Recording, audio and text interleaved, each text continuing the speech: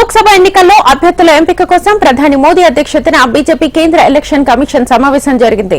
ఈసారి ఎన్నికలకు సాధ్యమైనంత త్వరగా ఇండియా కూటమి కంటే ముందే లోక్సభ అభ్యర్థుల పేర్లను ప్రకటించాలని బీజేపీ ప్లాన్ చేస్తోంది. ఇందులో భాగంగా ఢిల్లీలోని బీజేపీ ప్రధాన కార్యాలయంలో ఆ పార్టీ కేంద్ర ఎన్నికల కమిటీ భేటీ అయింది. హోంమంత్రి Amit Shah, party chief JP Nadda, రక్షణ మంత్రి రాజ్నాథ్ సింగ్ సహా సీనియర్ నేతలు పాల్గొన్నారు.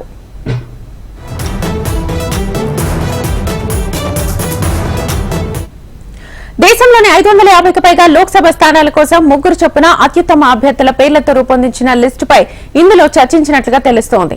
తొలి విడతగా నేడు రేపు లోక్సభ అభ్యర్థుల పేర్లతో ఒక జాబితాను రిలీజ్ చేసే అవకాశం ఉంది. మార్చి 10లోగా 50% పైగా లోక్సభ స్థానాలకు అభ్యర్థుల పేర్లను ప్రకటించాలని బీజేపీ భావిస్తోంది. ఉత్తరప్రదేశ్, ఉత్తరాఖండ్, మధ్యప్రదేశ్, ఛత్తీస్గఢ్, కేరళ, తెలంగాణ, రాజస్థాన్, గోవా, గుజరాత్ తదితర రాష్ట్రాల లోక్సభ స్థానాలకు పోటీ చేసే అభ్యర్థుల పేర్లపై బీజేపీ సమావేశంలో ప్రధాన చర్చ జరిగింది. దాదాపు 16 రాష్ట్రాల నుంచి లోక్సభ అభ్యర్థుల పేర్లు ఖరారు చేశారు.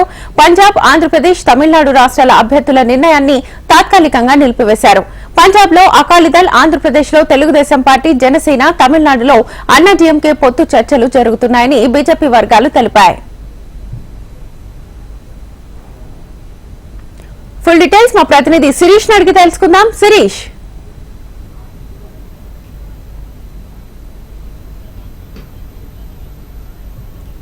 మూడున్నర వరకు కూడా కొనసాగింది. ప్రధానమంత్రి ఇతర కార్యక్రమాల్లో షెడ్యూల్లో బిజీగా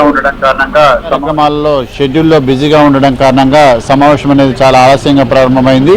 సాయంత్రం 6 గంటలకే సమావేశం అనేది కూడా ప్రారంభం కావాల్సింది. మైక్రోసాఫ్ట్ అధినేత బిల్ గేట్స్ తో సమావేశం కారణంగా ప్రధాని బీజేపీ కేంద్ర కార్యాలయానికి దాదాపు 11:40 ప్రాంతంలో చేరుకున్నారు. మొదట ఉత్తరప్రదేశ్కు సంబంధించిన లోక్సభ సీట్లపైన చర్చ అనేది కూడా జరిగింది. ఆ తర్వాత తెలంగాణ, ఇలా మిగిలిన రాష్ట్రాల్లో దానిపైన ప్రధానంగా చర్చ జరిగినట్లుగా కూడా తెలుస్తుంది. 16 రాష్ట్రాల నుంచి లోక్సభ అభ్యర్థుల పేర్లను చర్చించి ఖరారు చేయడం కూడా జరిగింది. ఈవెన్ తెలంగాణ విషయానికి వస్తే తెలంగాణలో కూడా పోటీ లేని నియోజకవర్గాలు ఏంటి అనే దాని గురించి మొదట టిక్ చేసుకున్నారు. అదేవిధంగా పోటీ ఉన్న నియోజకవర్గాలు ఏంటి, అక్కడ ఎవరు అభ్యర్థులు అయితే బాగుంటుందనే దాని గురించి రాష్ట్ర ఎన్నికల కమిటీ ఏదైతే ఉంటుందో దాని నుంచి కోర్ కమిటీ నుంచి అభిప్రాయాలన్నింటి కూడా స్వీకరించడం కూడా జరిగింది. వాటన్నింటినీ కూడా వాళ్ళు నమోదు చేసుకున్నారు.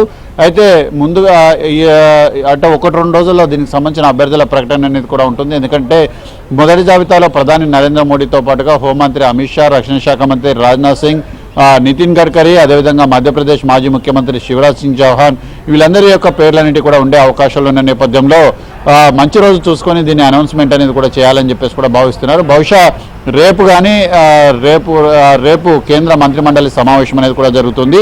ప్రధాని నివాసంలో జరిగే కేంద్ర మంత్రిమండలి సమావేశం అనేది కూడా చివరి సమావేశం. దీంట్లో సహాయ మంత్రులు, స్వతంత్ర మంత్రులందరూ కూడా హాజరవుతారు. వాళ్ళందరితో కూడా ప్రధాని చర్చించిన తర్వాత ఎవరెవరికి సీట్లు ఇవ్వబోతున్నారు, ఎవరెవరికి ఉద్వాసన పలకబోతున్నారు, ఎవరెవరు పార్టీ కోసం పనిచేయాలనే దాని గురించి కూడా సూచిస్తారు.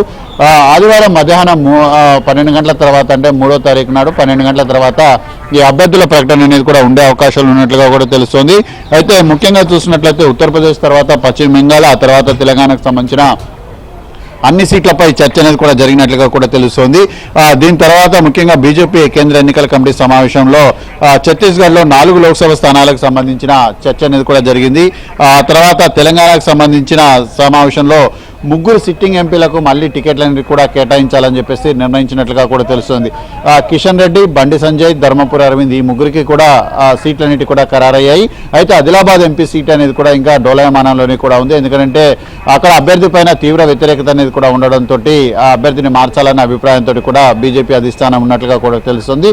దాంతోపాటుగా ముఖ్యంగా మల్కాజ్గిరి సీటు, అదేవిధంగా మహబూబ్నగర్ సీటు, ఇలాంటి సీట్లపైన కూడా ప్రధానంగా చర్చ అనేది కూడా జరిగింది. జహీరాబాద్ నుంచి ప్రస్తుత BRS sitting MP BB Patil బీజేపీలో చేరే అవకాశం ఉంది కాబట్టి ఆయన అభ్యర్థిత్వాన్ని ఖరారు చేసే అవకాశాలంటే కూడా కనపడుతున్నాయి. ఇక ఖమ్మం విషయానికి వస్తే ఖమ్మంలో నామా నాగేశ్వరరావు లాంటి వాళ్ళు కూడా బీజేపీలో చేరే అవకాశాలు ఉన్న నేపథ్యంలో ఆయన అభ్యర్థిత్వాన్ని కూడా పరిశీలించే అవకాశాలు కూడా కనపడుతున్నాయి. దాంతోపాటుగా నల్గొండ జిల్లా, భువనగిరి, ఇలాంటి స్థానాలన్నిటిపైన కూడా చర్చ అనేది కూడా జరిగింది.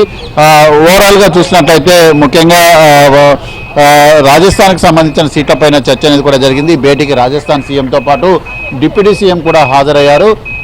ఏదేమైనప్పటికీ కూడా తెలంగాణకు సంబంధించిన మిగిలిన సీట్లపైన మరోసారి చర్చ అనేది కూడా జరిగే అవకాశాలు ఉన్నాయి. Shweta. Right Shirish, thank you.